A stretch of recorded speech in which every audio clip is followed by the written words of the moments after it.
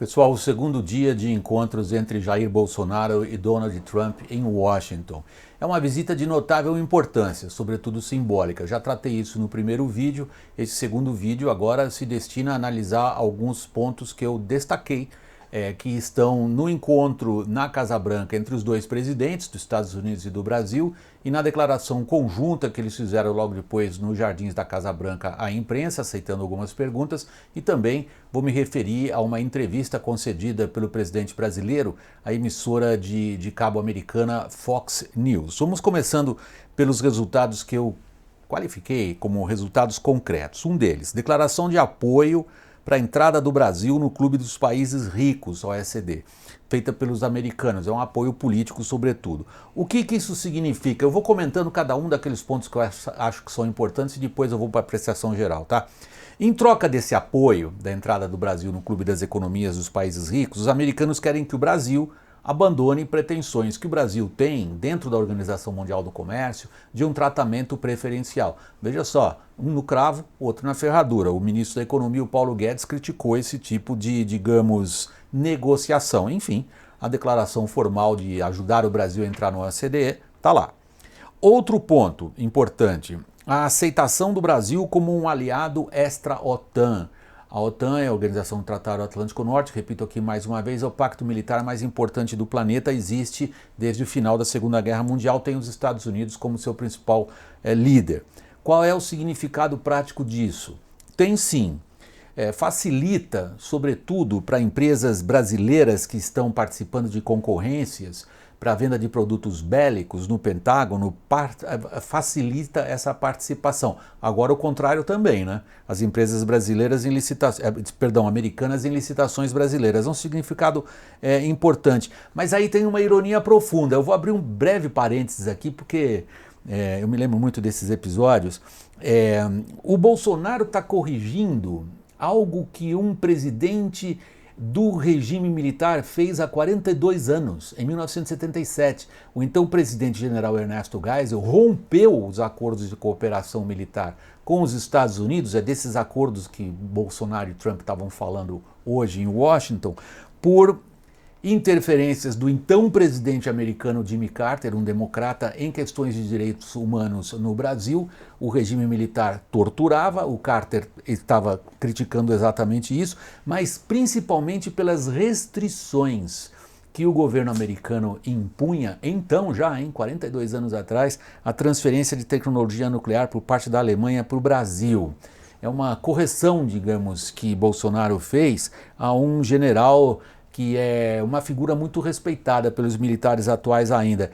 Eu acho que é só coincidência, né? Vai um pouquinho de maldade minha aí. Aí hoje à tarde o general Hamilton Mourão, vice-presidente, citou uma frase do Geisel ao comentar as propostas que Bolsonaro e Trump discutiram de abertura comercial e econômica brasileira. Vai lá o Mourão e sapeca a seguinte frase: sim, ela terá de ser lenta, gradual e segura. Eu acho que deve ter sido só coincidência os dois se referindo ao Geisel. O Geisel sabia mandar. Voltando ao raciocínio, perdoem a digressão, comércio. Esse é outro ponto relevante nas conversas de hoje lá entre os dois presidentes. Abrir as portas, os dois países prometem que vão fazer isso, se bem que, olha, eu estava lá, lembrando, em 77, quando o Geisel deu aquela famosa entrevista coletiva que ele falou da abertura lenta, gradual e segura.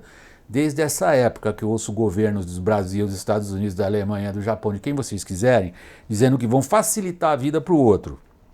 Há 42 anos que a gente discute esse tipo de coisa. Normal, normal. Estou dando nenhum significado especial a isso. Mas tem sim um lado prático. Veja que o Trump, que se tem em conta como o melhor negociador do mundo, imediatamente na declaração lá no jardim da Casa Branca, diz o seguinte: o caminho que o Brasil está adotando de abertura comercial e econômica é o certo.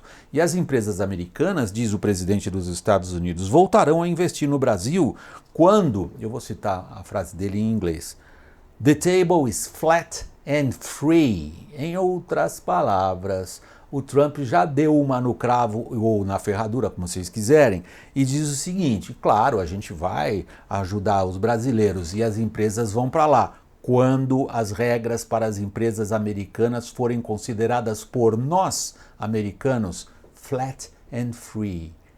A mesa, uma mesa lisa, ou seja, as regras do jogo são as mesmas para os dois lados. Aguardem. Negociações de comércio são chatas pra caramba. Elas nunca trazem resultados imediatos desse tipo. Eu vou fazer, eu faço. Vamos lá agora à sessão de problemas sérios nas conversas e nas entrevistas. A Venezuela é o problema mais sério deles. O Trump diz claramente que todas as opções estão sobre a mesa.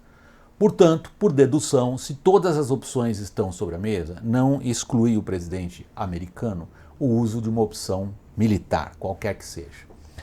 O Bolsonaro, então, nessa declaração conjunta nos Jardins da Casa Branca, é confrontado com uma pergunta hipotética. A pergunta hipotética é aquela que começa assim: se os Estados Unidos fizerem isso, se os Estados Unidos fizerem aquilo, o que o senhor fará? Políticos experientes, e o Bolsonaro sem dúvida é um político experiente, em geral fogem de perguntas hipotéticas. Eles simplesmente dizem: olha, você está me perguntando algo que não aconteceu, vamos esperar acontecer. Mas o Bolsonaro não fez isso não. Ele adorou a pergunta hipotética, a tal que começa com C, e por definição entre jornalistas experientes, toda pergunta que começa com C não tem resposta. Mas enfim, o Bolsonaro deu uma. Em vez de escapar, ele topou a pergunta e deixou a resposta traduzir um estado ainda mais difícil e sigiloso de ser entendido. A pergunta foi: presidente do Brasil, se os americanos forem para uma intervenção militar na Venezuela, vocês vão fazer o quê? E a resposta do Bolsonaro é: olha, teve coisas que a gente discutiu que são sigilosas que eu não posso abrir para o público. Discutiu-se uma intervenção militar? Da resposta do presidente brasileiro não dá para saber se sim ou se não. Ele deixou nebuloso. Ele deixou em aberto. Ele se recusou a dizer sim ou a dizer não. Mais tarde, aí já conversando com jornalistas, depois dessa situação, o Bolsonaro tentou explicar que, na opinião dele, e essa tem sido até aqui sempre a postura brasileira, oficial nos grupos, oficial de termos de diplomacia, oficial e claramente confirmada também pelo vice Hamilton Mourão na reunião do Grupo de Lima, quando se discutiu o que fazer em relação à Venezuela. Aí o Bolsonaro vem e diz: democracia em primeiro lugar. Mas, ao contrário do Mourão, Bolsonaro não declara a opção militar está fora da mesa. Em matéria de política externa, esse tipo de insegurança que pode funcionar como blefe ou pode funcionar como esconder as cartas numa mesa de jogo, em política externa, insegurança nunca é bom. No plano simbólico e político, observando esses 2 dias de encontros entre Bolsonaro e Trump lá em Washington, eu acho que o Bolsonaro fez algo que chefes de governo experimentados evitam fazer, que é falar da política dos outros na casa dos outros. Por exemplo, nessa mesma situação lá nos Jardins da Casa Branca, de novo, vem uma pergunta para o Bolsonaro. Aliás, a pergunta óbvia, pessoal, qualquer jornalista faria essa pergunta para o Bolsonaro. A pergunta era mais ou menos assim, eu vou reproduzi-la. Presidente do Brasil, o senhor está tão empenhado na sua amizade com o presidente Trump dos Estados Unidos. E se o Trump, de novo, pergunta hipotética, hein? E se o Trump não ganhar um segundo mandato? As eleições americanas são em novembro do ano que vem, 2020, quase daqui, um pouquinho menos que daqui 2 anos. Aí vem o Bolsonaro e diz assim: acredito na reeleição de Trump.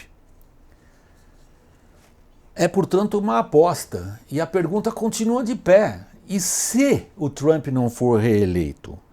Isso aí limitou, então, as relações diplomáticas dos 2 países a 2 figuras políticas, aos seus respectivos mandatos? Vamos lembrar, governos passam. Líderes de governo, chefes de governo também.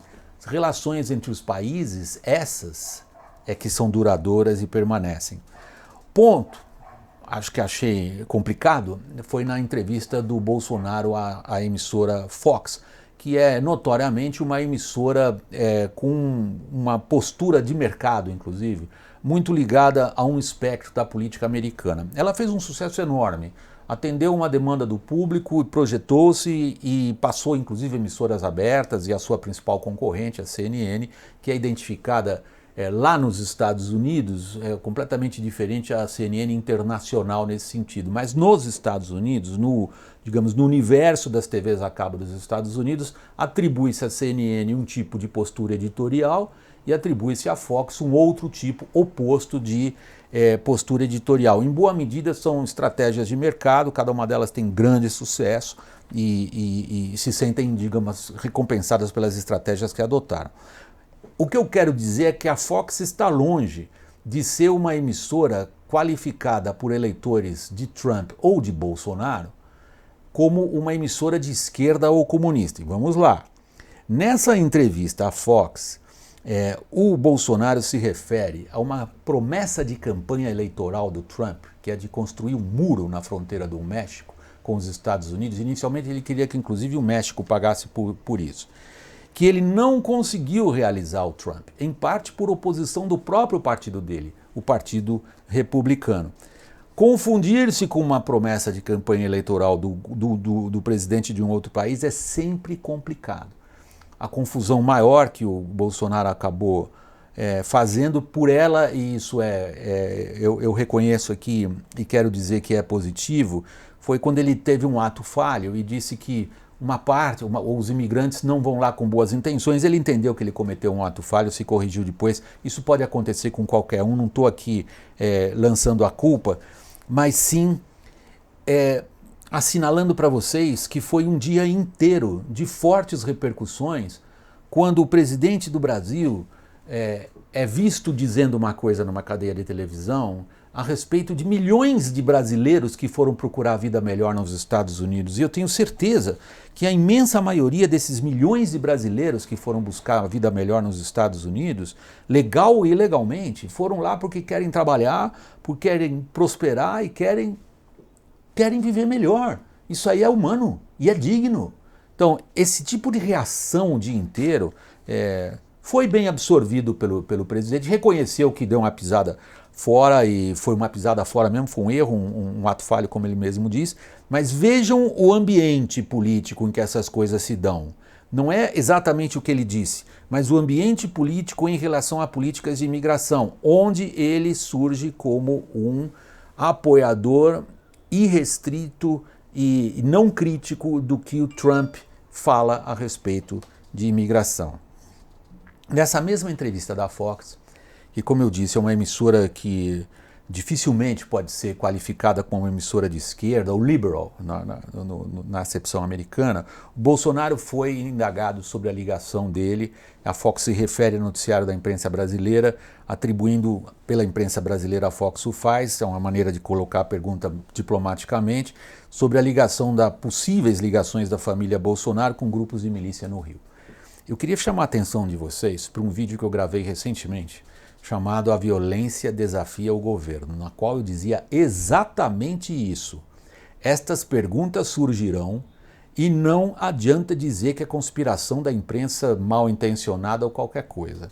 A Fox fez o trabalho jornalístico, o noticiário é forte, a Fox simplesmente está fazendo um trabalho jornalístico. Mais um detalhe que me chamou a atenção lá, que no fundo também acaba não sendo um detalhe, não sei, talvez eu lidei com relações internacionais quase a minha vida inteira como correspondente internacional e interessado nesses assuntos, mas vejam, no encontro na Casa Branca participou junto do Bolsonaro o filho dele, o Eduardo Bolsonaro, e não o chanceler, o Ernesto Araújo. Depois o Eduardo, deputado federal, um dos mais votados do país, ele foi dizer e ele é presidente da Comissão de Relações Exteriores da Câmara, é necessário dizer que ele tem uma ligação, digamos, profissional com esse assunto. Depois o Eduardo foi dizer que ele, vamos lá, a frase dele, não estou em competição com o chanceler. Não, eu acho que não está. A impressão que deixa isso é que ele não está em competição com o chanceler, é que ele manda no chanceler. E aí, de qualquer maneira, como vocês sabem, em política, em relações internacionais, símbolos são importantes. E aí, representantes de outros países, eles podem acabar se perguntando se vale a pena se reunir com o chanceler do Brasil ou se não é melhor falar direto com o filho do homem. De novo, eu acho uma pergunta legítima que representantes de outros países podem se fazer olhando a simbologia, né? Olhando a fotografia de certos eventos. Está se falando no reset, né? Deletar, reset, tem tantas palavras que vêm aí do mundo da computação para o nosso português, que o Ariano Suassuna não fique bravo comigo, mas eu vou adotar, o Ariano Suassuna, que Deus o tenha, perdoe, esse reset das relações em elementos concretos, quer dizer, acordo de salvaguarda de tecnologia, abertura comercial, cooperação militar, apoio para o Brasil ter acesso a clubes econômicos restritos, esses são elementos concretos, de fato, palpáveis, cuja discussão, cujo exame, ela é pré-data Trump e Bolsonaro. E são, digamos, elementos concretos das relações entre os dois países que não precisavam estar bloqueados, seja por negligência, seja como aconteceu no caso de salvaguardas tecnológicas, por uma visão ideológica completamente equivocada das relações entre Brasil e Estados Unidos, como foi a de alguns governos anteriores. É muito positivo, eu acho, para os dois países, que esses elementos concretos sejam postos em marcha. Eles sugerem, de fato, uma estrada a ser percorrida com benefícios mútuos. O que fica confuso nesse reset, para usar de novo a palavra, das relações entre Brasil e Estados Unidos, é quando o Bolsonaro se submete a prioridades de Trump, que são prioridades de política doméstica americana, sobretudo imigrantes, Venezuela e China. E aí, para terminar, pessoal, eu acho que a população brasileira, ela há muitas décadas demonstra um grande apreço e uma grande admiração pela vida, pelo país, pelos Estados Unidos. Os milhões de brasileiros que saíram daqui, eles são prova disso e nunca precisaram deste ou daquele político para saber o que é melhor da vida deles. Pessoal, muito obrigado pela atenção, até o próximo vídeo, tchau para vocês.